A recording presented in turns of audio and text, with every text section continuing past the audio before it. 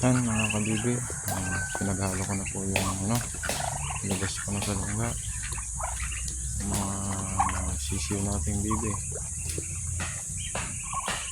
Yan, kalalakas po nilang kumain. Ano ba yun?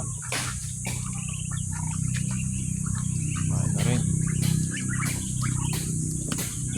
Yan po ay magpapalit tayo ng tubig para sa inuman at tiguan po ng ating mga bibi kasi madumi na.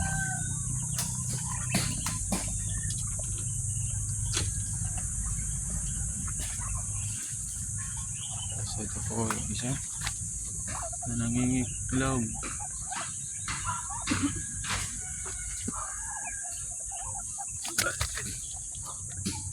Ilan na ba to? Nay!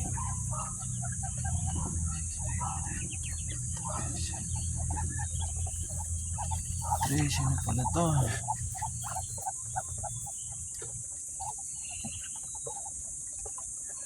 Yan guys. Saka yung sisiw natin.